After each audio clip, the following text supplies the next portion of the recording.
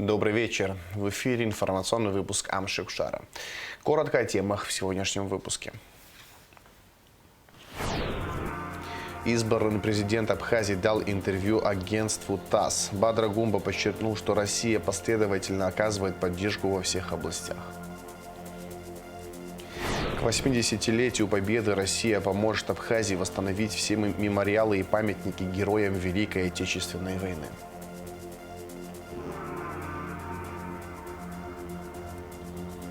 В преддверии 8 марта флористы стараются предложить что-то особенное. Тюльпаны и розы, хризантемы и гортензии уже срезаны и ждут покупателей.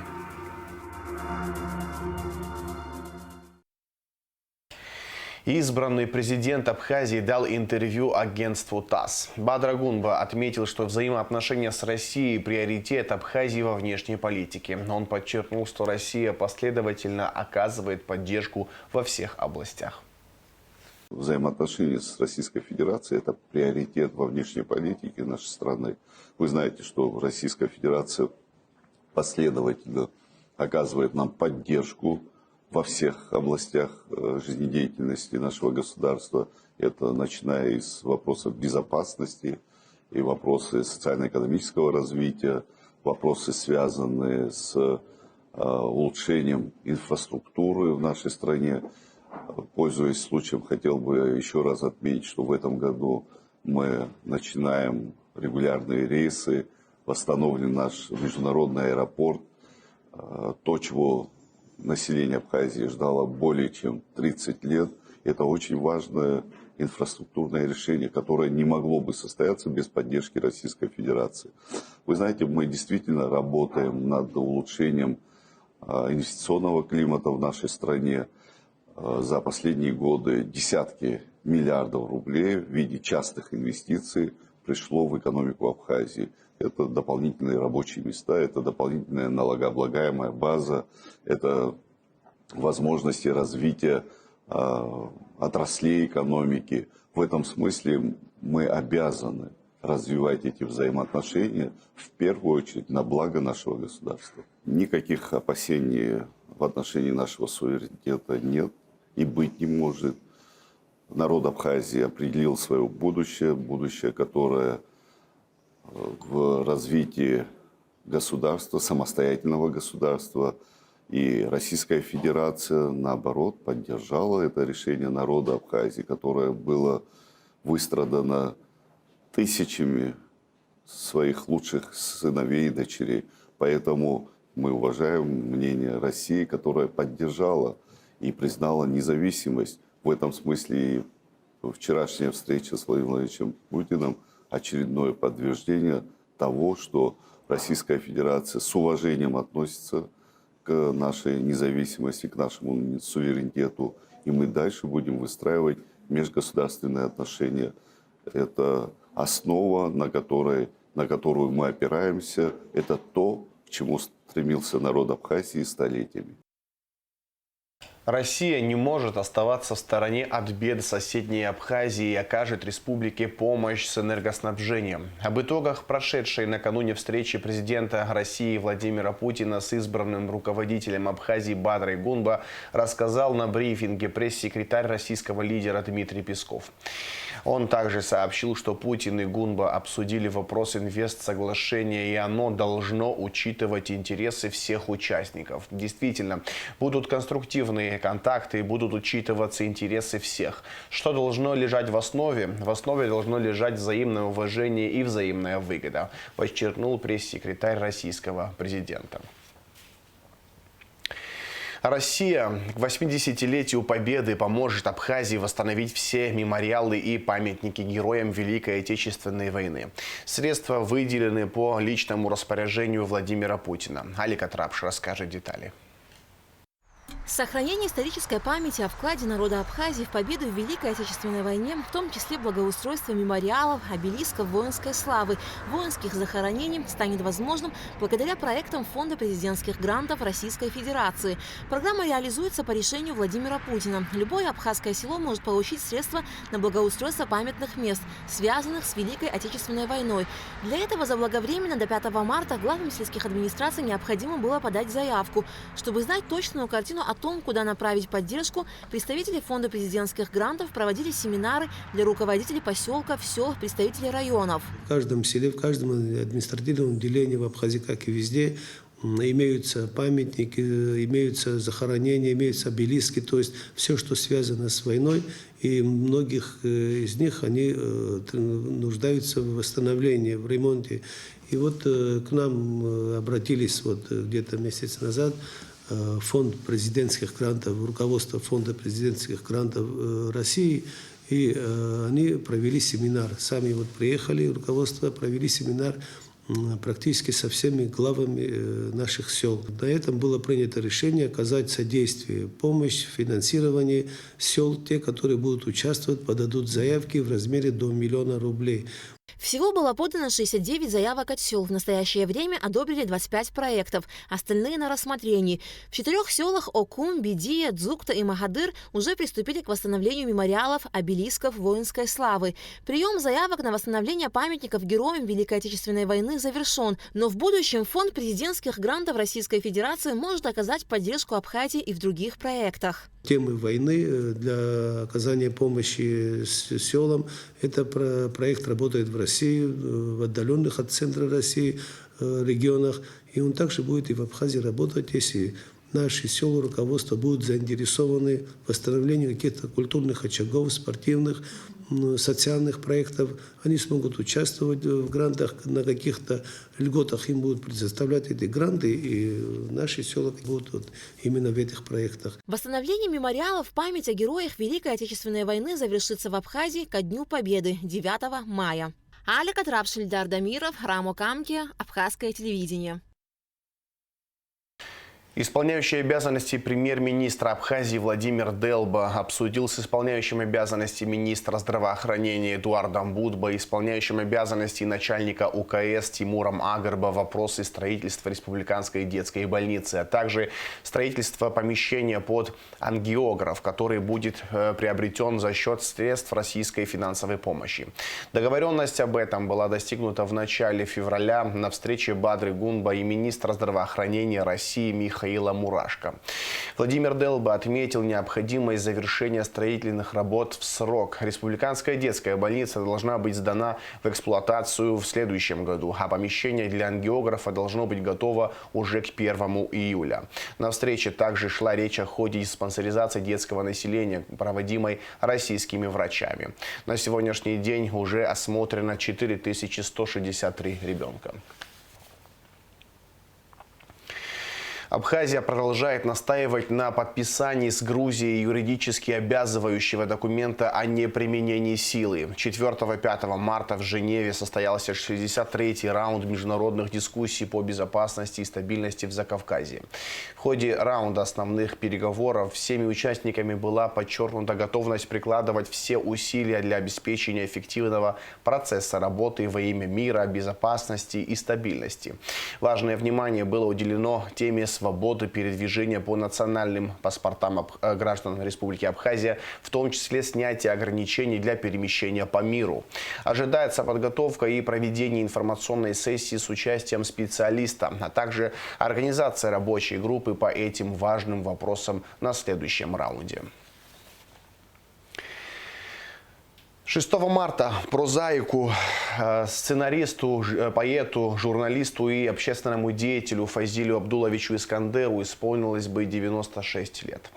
Произведения всемирно известного абхазского и российского писателя Фазиля Искандера переведены на 20 языков мира. Некоторые из них включены в школьные программы Абхазии и России. Творчество Фазиля Искандера прочно связано с его родиной Абхазией, яркими красками южного неба, моря и гор. И, конечно же, воспоминаниями детства. Герои его книг – это простые труженики, веселые, гордые люди. Сам классик называл себя русским писателем, воспевавшим Абхазию. Сотрудники милиции задержали 7 человек, подозреваемых в нападении на избирательный участок в Цандрипше в день голосования на выборах президента Абхазии. Инцидент произошел 1 марта. Вооруженные лица в масках напали на участок, перевернули урну с бюллетенями, открыли стрельбу, устроили потасовку с находившимися на месте сотрудниками милиции, а затем скрылись с места преступления. Пытаясь скрыться, нападавшие дважды не подчинились требованиям сотрудников правоохранительных органов восстановиться на стационарном посту ДПС, а также совершили противоправные действия, направленные на угрозу жизни и здоровья сотрудников милиции на КПМ Мюссера. Об этом сообщает пресс-служба МВД. Задержан подозреваемый в убийстве Лии Гурцкая. Им оказался житель села Укумт Кварчалского района Беглар Чачева, 1991 года рождения. Об этом сообщила пресс-служба МВД. Заявление о пропаже жительницы села Уарча Лии Гурцкая поступило в УВД по Гулрыжскому району 2 марта. В ходе разыскных мероприятий женщина была обнаружена в лесном массиве в 50 метрах от трассы в направлении города Ачимчира с признаками насильственной смерти. Расследование проводит прокуратура Ачимчирского района. 23 единицы криминалистического экспертного оборудования будут переданы Республиканскому научно-исследовательскому институту судебных экспертиз Минюста Абхазии. Общая стоимость передаваемой техники составляет более 22 миллионов рублей. В Москве состоялась встреча заместителя министра юстиции Абхазии Руслана Лагвилава с первым заместителем министра юстиции России Евгением Забарчуком. Главной темой обсуждения стало укрепление сотрудничества в области судебной экспертизы, а также практическая реализация программы сотрудничества на 2025-2024-2025 годы. К празднику 8 марта национальная платежная расчетная система АПРА наградила самых активных пользователей. Среди них 5 женщин. Им подарили банкноты 100 Апсар. В прошлом году картами АПРА было оплачено покупок на сумму 970 миллионов рублей. Ежегодно этот показатель растет и приближается к миллиарду. Ежегодно национальная платежная система АПРА отмечает наиболее активных держателей национальных карт АПРА. К дню 8 марта мы решили наградить прекрасную половину нашей страны. Из них выбрали 5 человек, 5 женщин, наиболее активно использующие карты АПРА. Суть в том, что чтобы держатели карт совершили наибольшее количество покупок на территории Республики Абхазии за ее пределами. Мы в канун 8 марта связались с нашими гражданами и пригласили их для вручения им подарочков. Это банкноты 100 Апсар. Также хотелось бы отметить, что в 2024 году картами национальной платежной системы АПРА были оплачены покупки на сумму 970 миллионов рублей. Ежегодно этот показатель растет и уже приблизился к миллиарду рублей. А также в 2024 году совершались покупки за пределами Республики Абхазии. Активно наши жители, держатели карт АПРА использовали национальные карты. В преддверии главного праздника весны 8 марта в Сухуми прошло праздничное мероприятие, организованное Союзом женщин Абхазии при поддержке Министерства просвещения. В красивой и теплой атмосфере собрались представительницы госучреждений, педагогического сообщества и общественности. На мероприятии побывала Ульяна Рожкова. Союз женщин Абхазии провел первую масштабную встречу после своего создания. В теплой атмосфере звучали слова поддержки в адрес прекрасной половины человечества. Мероприятие собрало женщин из разных сфер, чтобы подчеркнуть единство и значимость женского сообщества в нашей стране. Весна – это всегда ассоциируется с женщинами, поэтому целью нашего мероприятия было создать благоприятную атмосферу в преддверии этого женского дня, показать общественности, что есть взаимодействие общественными лицами с государственным сектором. Инициативу совсем молодого сообщества поддержали представители госструктур и общественных организаций. Дорогие женщины, мы вас сегодня чествуем, поздравляем с наступающим праздником. 8 марта. Это международный праздник, который отмечается во всем мире. И мы, конечно же, не могли обойти его стороной. В этом году вот совместно с вновь созданной организацией Союзом женщин Абхазии, чем я их поздравляю и вас поздравляю с созданием такой организации, мы празднуем этот день. В преддверии 8 марта желаю вам здоровья, терпения, семейного благополучия и успехов во всех ваших начинаниях. Роль и место женщины в абхазском обществе всегда были значимыми. Подтверждений тому немало в нартском эпосе, в фольклоре и в истории нашей страны. По статистике, в Абхазии женщин больше, чем мужчин. Жизнь в Абхазии в основном и в бизнесе, и в органах власти работает больше половины женщин. Вот мы сейчас проводим обследование по данным госслужащие, и в процентном соотношении более 70% госслужащих – это женщины. И можно сделать выводы. Абхазия держится на женщинах. Да. И герои наши абхазские, ребята, мужчины – это плод наших героических женщин. Если бы не было абхазской женщины, крепкой, сильной, героической, у нас не было бы таких мужей, братьев, сестер, детей и отцов. Одним из важных моментов на мероприятии стало вручение удостоверений членам Союза женщин Абхазии. Организация открыта для всех, независимо от профессии и социального статуса.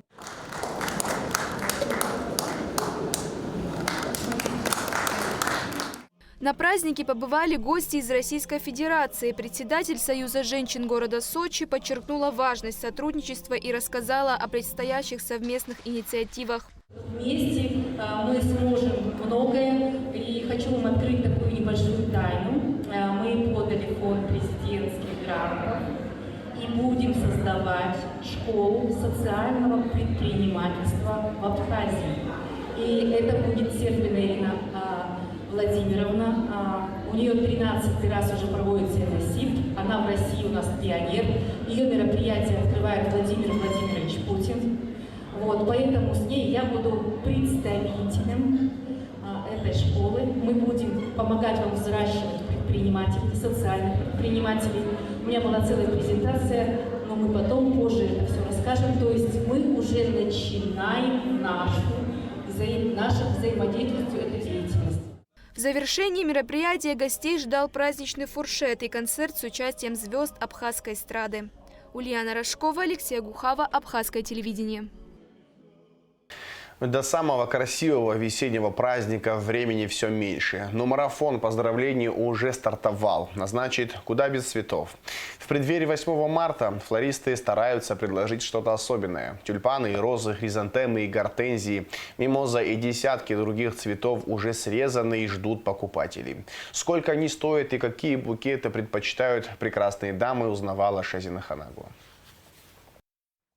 Парад цветов к 8 марта. Глаза разбегаются. Все такое яркое, красивое. Хочется приобрести каждый букет. Но здесь, как и в жизни, нужно выбирать. Если не знаешь, какие именно цветы по вкусу даме, то выбрать крайне сложно. Кто-то стремится удивить экзотическими растениями или оригинальной композицией. Муки выбора – понюхать каждый цветок и уловить, где плотные бутоны едва начинают раскрываться.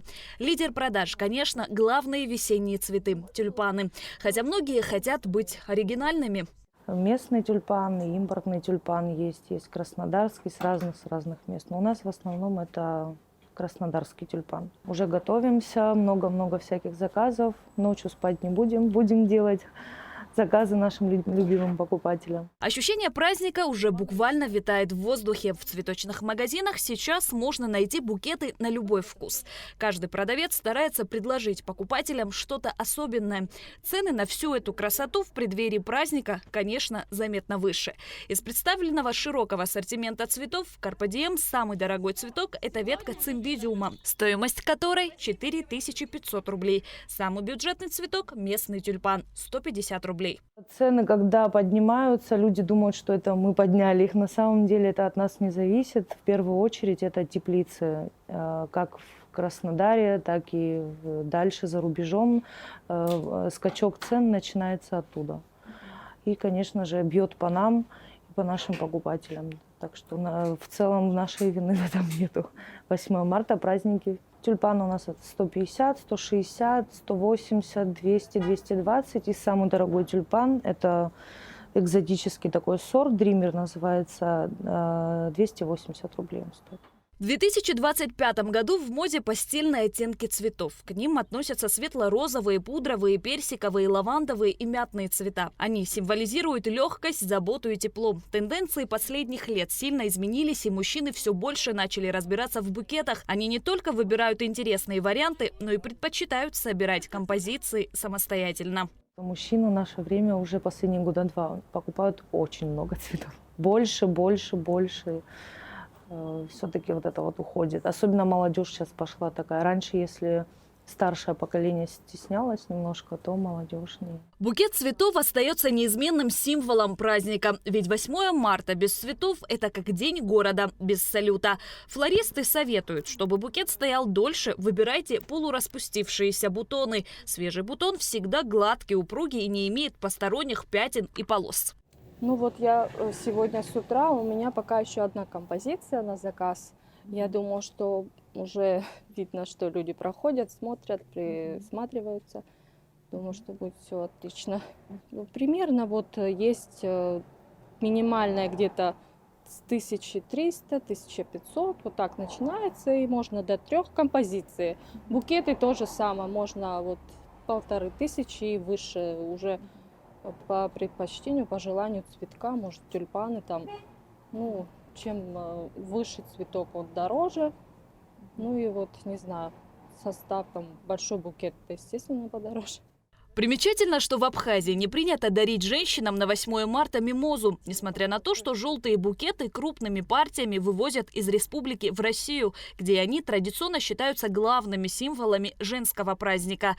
Ни на рынке, ни в цветочных магазинах в столице нельзя найти мимозу. В ходу другие цветы. Покупатели спешат порадовать своих мам, бабушек, дочерей, жен. 8 марта – это, честно говоря, сезон тюльпанов. Весна ассоциируется с тюльпанами, но, конечно, у нас разные люди, разные вкусы, слава богу. Так что кто любит экзотику, кто любит розы, ну а весна – это тюльпаны, конечно, 8 марта. Букет тюльпанов сколько стоит? Ну, начинается с 150 рублей. Ну, есть и по 120, есть и по 130, есть, ну, коротенький. А так 150 рублей хороший тюльпанчик. Вот. Можно с 1000 рублей начать, даже и за 500 можно найти красивые, смотря какой ассортимент, какой рост цветка. До самого красивого весеннего праздника времени все меньше. Безусловно, жители республики хотят подготовиться к этой дате. Многие идут на столичный рынок, чтобы купить цветы. Здесь также можно выбрать букет на любой вкус. На рынке самый дорогой цветок – голландская роза. Стоимость – 500 рублей. К сожалению. Но мы его взяли мало. Чисто для того, что вот мой клиент, например, придет, мне хочется, чтобы он у меня взял, да? Поэтому у меня должен быть любой ассортимент. И Россия есть, и Голландия есть, и цены разные. Собираем при клиенте, делаем и заранее. Кто любит быстро-быстро взять готовый букет и убежать, кто спешит. А кто любит просто цветы. Собираем исключительно на клиента, кто как любит. Самый прекрасный праздник весны – 8 марта отмечают во всем мире. В Абхазии его отмечают с подобающей пышностью, а также с некоторой долей горечи за то, что слишком тяжким грузом легли на хрупкие женские плечи нелегкие испытания. Прилагая колоссальные усилия, зачастую во вред своему собственному здоровью, они помогли выстоять в труднейшие годы. Они стали базой экономического выживания республики. А Международный женский день – еще один повод выразить восхищение красотой, силой и терпением абхазских женщин. Шазина Ханагуан, Нарсоу Цулуке, Абхазское телевидение. Концерт звезд абхазской и российской эстрады пройдет в Сухуми 7 марта. Мероприятие приурочено к Международному женскому дню. Концерт проводится по инициативе Всероссийского общественного движения «Волонтеры Победы». Зрителей ждет незабываемый вечер с участием группы «Руки вверх», популярных исполнителей Хабиба, Мии Бойки и Игоря Николаева.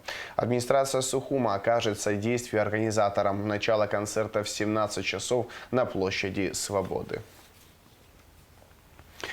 В завершении выпуска расскажем о погоде. В пятницу, 7 марта, в Абхазии ожидается ясная погода без осадков. Температура воздуха ночью +5, днем +9, +14. Температура морской воды 9 градусов тепла.